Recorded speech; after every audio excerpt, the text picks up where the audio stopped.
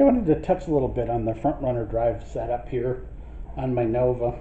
I know I touched on it a little bit on one of the other videos, but I kind of wanted to show a little more detail on it, based by using both the motor that's in the car and then the motor that it's going to be going on. You'll notice it's a full Serpentine system. Reverse rotation water pump is the only thing that I had to change out. And this is basically an old small block. The brackets are off of an S10. Any V8 will work. A 4.3 liter S10 also works. You will have to change out your pulley. For the Serpentine, it will mount right on your factory water pump, so you're covered there. You will need the big 8-inch balancer, and I'll show you that in a little more detail over here. And then, of course, the pulley for the water pump. This particular one, you've got a pair of idlers, well, one idler, and then you've also got the tensioner that's located on here. This one's got an electric fan on it with an electric switch, so I did not need the factory fan. But as you see, you could probably get away with putting one in there. It's not very not a very long shaft, but once again, you want to be real careful. I've got some nice stainless bolts on everything. Of course, if you're using stainless on anything, make sure you use your anti-seize. Now, there's a few things on this engine versus the more modern. The bracket is only 2 bolts will go in, because the heads on an early small block only have 2 bolt holes on them. So only 2 out of the 3 bolts that go on each side, only 1 will go on your head. It works well. I haven't had it come loose, shake loose, or do anything. I've checked the bolts a couple times, no problems. The other thing is there's a brace that runs off of here, and then back here on the back, and there are no mounts for that because of the way that the small block is built. Now, one of the things that I'll show you on this one is, and this is where the difference comes in, is these heads have the 3 bolt holes. So those brackets will definitely go right on them. There's your big 8-inch harmonic, or 8-inch pulley. The only thing I have to do is pull off the water pump from the old one, and as you see, it's already painted to match this color. And I've got to do some touch-ups on some of the paint areas. If I wanted to, this is under the water pump, so I probably won't even mess with it. But this one also has the brace there and there that go to that tensioner. And then over here on the side, there's also a brace that comes out. You'll have to pull it after you pull everything off. And it goes here and also braces your alternator. So there's a bunch of things on this particular block that I'll be able to use all of the bracing and everything off of that front runner setup off the S10. The one thing I am doing is that the pulleys are all going out for chrome plate, and so are the big mounts. These mounts here will also go out for chrome plating. This one, and then of course on the other side there's another one there. You can barely see it from here, but this sits inside of it. The air conditioning sits inside of it.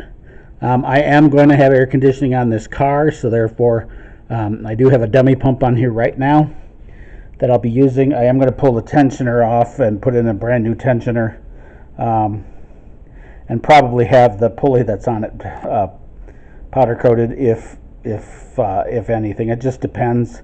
I haven't gone that far. I do want to get these brackets and the water pump pulley, and then of course this idler pulley. We'll get those all chrome plated.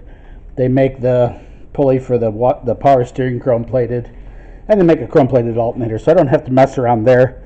The only thing that won't be chrome will be the AC unit. We'll see what I could come up with later on to take care of that. But yeah, that's the old motor that's in it now. I'm going to go ahead and pull the whole front end off because it'll all go onto the new motor. I'm trying to retain as much as I can. I do have another old Chevy 1500 pickup truck, 1990, that has the front runner set up on it, so I will have a whole nother front runner for this particular car, or I should say, let me rephrase that, for this motor, because I do want to take this motor out. This is the motor that car came with, numbers matching, and believe it or not, that block also has the same serial number that this block has, thanks to the machine work that I had done on that one. So they'll basically be the same motor. The only difference is 350, 383, a little more horsepower over there than over here. But I do plan to retain the factory motor. I'll probably stuff it into an S10 or something for a fun little beat-up street car. And that way, this one just stays for use in shows and that type of thing. While the motor's out, the whole back firewall has to be redone. They make the block-off plates for the heater air, but wiring has all got to be redone. Like I said, back in the day, mice got into this thing and just had a field day. Had a guy fix it, and yeah, it wasn't a very good fix. So we'll clean all that up, get that painted. Fenders will be coming off, so we can get the insides of those painted. So during this whole process, there's a lot that's going to be going on. The front cowl, they'll come off, it'll get painted, and then I've got, of course, all new bushings, polyurethane bushings that are going on the body of the car at the same time, and that'll be the final time I hopefully pull the front apart, get everything painted, including under the hood, and then reassemble it with everything in it, and then finish the paint job once and for all. I am so close I can taste it, but you're always so close on your cars that yeah, you never make it right away. But anyway, that's kind of an update on what I'm doing with the front runner setup. Once I've got it off, I'll show you how it bolts to the front of the engine. Once that's taken care of. So that's kind of just give you an update of where we're at right now and what we're doing. I've been working on the Mustang. I had to put in a AC solenoid, a little AC solenoid on the Holly, because when you turn on the air conditioning with a standard Holly, it does not increase the idle, so the car wants to die when you turn the air on. Holly sells a bracket kit to install on it. It didn't work, but the factory Ford had that factory Ford Holly, and guess what? A few parts off of the new one made the old one work, so it's on there and working now. So that's all finished up. That's my next project, is that motor leaks oil so bad. You know how they are. It's an 80s motor, never been apart, only has 80,000 miles on it, but it's got some wear. So that'll be a upcoming project. And then of course I've got the wife's Fairlane that needs absolutely nothing. That is the spray wrap that's on it. That's just more or less to protect it, and she wanted it to look like a police car, so there you go. It looks like a police car, and she's got magnetic things that go on it that'll dress it all up, along with the big whip antenna and all that kind of fun stuff. But that's kind of where I'm at with projects. It is summertime now. It's in the 90s outside, so almost everything I do I've got to do in here. I really hate the fact that spring lasts about 2 minutes here in Utah, but that's kind of the nature of the beast. Oh, hold on a second. Let me get you mounted back up again so that I can move around a little bit. There we go.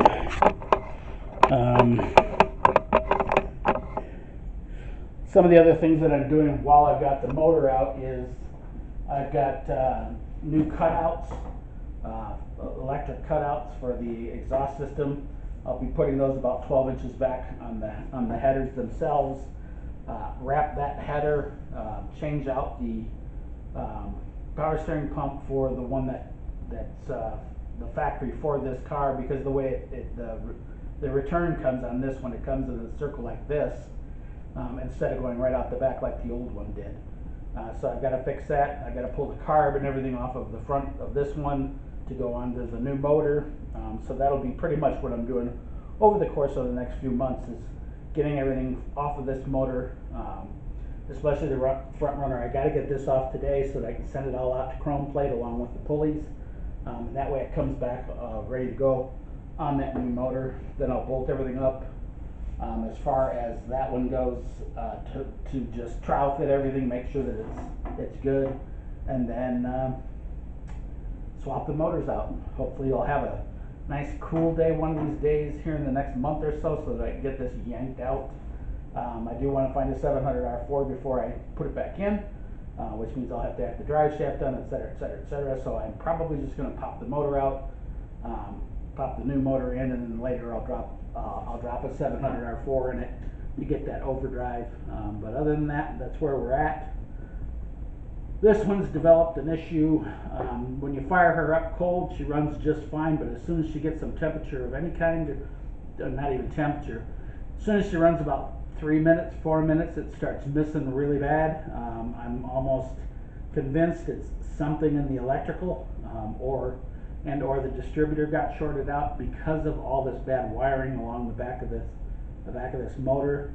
There's something that's going on, and at this point the motor needs to come out so I can pull this whole harness and put in a whole new harness. That way I don't have to mess with this stuff. I've got everything replaced up in here for my fans and my charging system and everything. That's all been replaced. It's just from here back into the dashboard that's kind of been mouse chewed, I guess you'd say. And then also underneath the dash, the guy who put in the stereo years ago was in there. A lot of these folks that are doing wiring are butchers, is the best way to say it. So I've got to reroute everything that I can.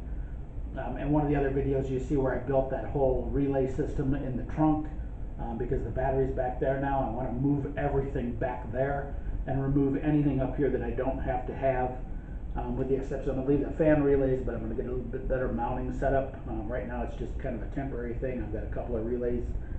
I've got 3 relays on here, a couple of extras, just in case I need 1 or 2 relays up here. It's all wired to the ignition on switch, and that's about that.